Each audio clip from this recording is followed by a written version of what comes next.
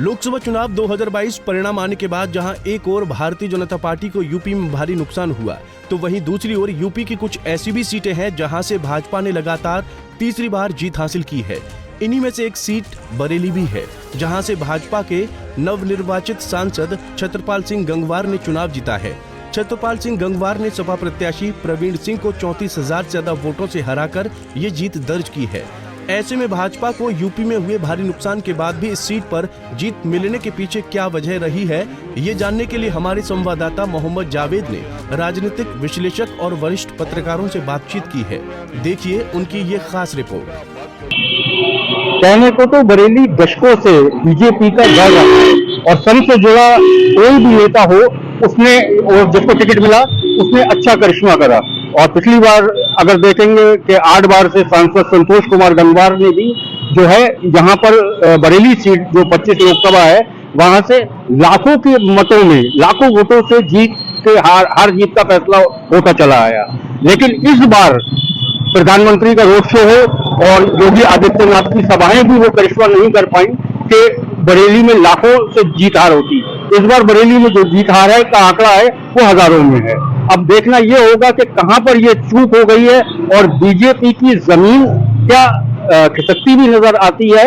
अब आने वाले विधानसभा चुनाव जो कि 2027 में होंगे, उसमें बीजेपी को जरूरत से ज्यादा काम करना होगा अगर उन्हें बरेली की जो है अपनी सीटें बचाना है।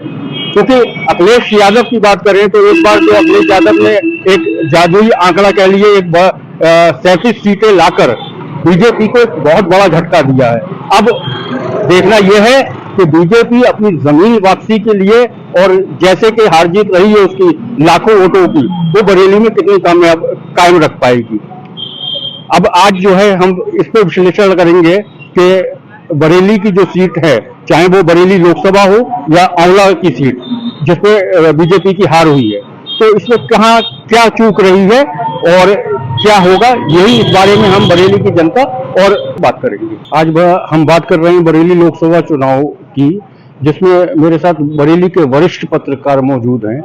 तो अगर बरेली सीट की बात करें कि बरेली सीट में एक नया चेहरा जो था वो बीजेपी द्वारा लाया गया और उन्होंने चुनाव जीत कर भी दिखाया। तो भाई साहब इसके क्या कारण रहे? देखिए, बरेली सीट पे संतोष जी 8 बार के यहाँ सांसद रहे और उन्हें जो काम किए या नहीं किए वो तो आप बात कह दीजिए।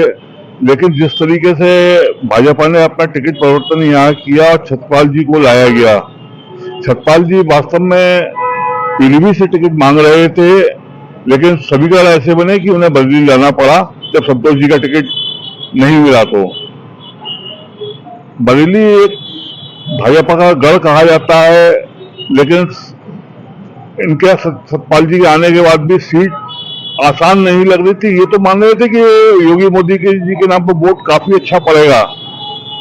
समय बीतता गया और हालत ये बन गई कि जब ऊपर हाईकमान को रिपोर्ट पहुंची कि यहाँ पे सीट कभी भी दिक्कत में आ सकती है, तो योगी जी से लेकर मोदी जी तक सबने यहाँ पे दौरा किया, बरेली में जनसभा भी की, रोड शो भी राजेंद्र नगर में किया, बाकी चीजें सब हुई।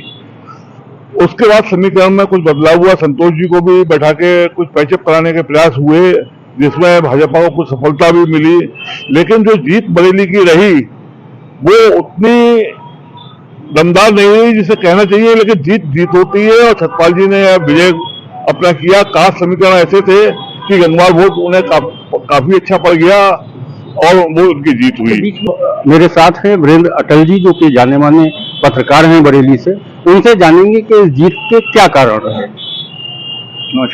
नमस्कार जी, बहुत बहुत धन्यवाद आपका।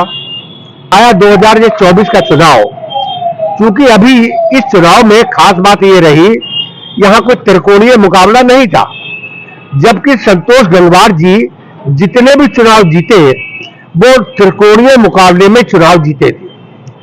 इस बार छत्रपाल सिंह गंगवार को भाजपा के गढ़ कहे जाने वाले भारतीय जनता पार्टी के कार्यकर्ताओं ने मिलजुल करके चुनाव लड़ाया और उसका एक परिणाम हुआ, वो भी आपकी जानकारी में डालना चाहता हूं। 5,65,000 वोट संतोष गंगवार को मिले और 5,65,000 वोट ही विधानसभा के चुनाव में भाजपा को मिले। इसका मतलब ये माना जाता था कि बरेली की लोकसभा में 5,65,200 कुछ वोट है, वो भाजपा के कार्यकर्ताओं के या भाजपा के वोटरों के माने जाते थे। लेकिन छत्रपाल पर बरेली के लोकसभा ने के मतदाताओं ने ऐसी उन पर बारिश की कि उन्होंने 8 बार के सांसद के पुराने रिकॉर्ड को तोड़ते हुए विजयश्री हासिल नहीं की, एक नया इतिहास भी उन्होंने रच दिया। और वो भी तब रचा जब लड़ाई आमने सामने की थी, कोई त्रिकोणीय मुकाबला नहीं था।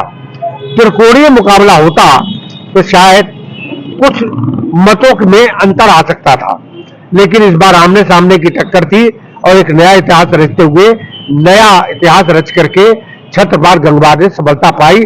इसका मतलब भाजपा के समर्थकों की, मतदाताओं का भाजपा के प्रति एक विश्वास और मजबूत हुआ है, ऐसा मेरा मानना है। तो बरेली लोकसभा सीट पर चाहे वो बरेली शहर की लोकसभा सीट लोकसभा 25 हो या लोकसभा 24 औला सीट, हमने दोनों पे जो है एक राय मालूम करी, एक अध्ययन किया, जिसमें हमारे लोगों ने जो है आपके सामने ये सब बातें रखी कि जीत के बीजेपी जीती तो क्या कारण रहे और बीजेपी औला से हारती है तो क्या कारण रहता है, और गठबंधन जीता तो उसकी वजह क्या रही।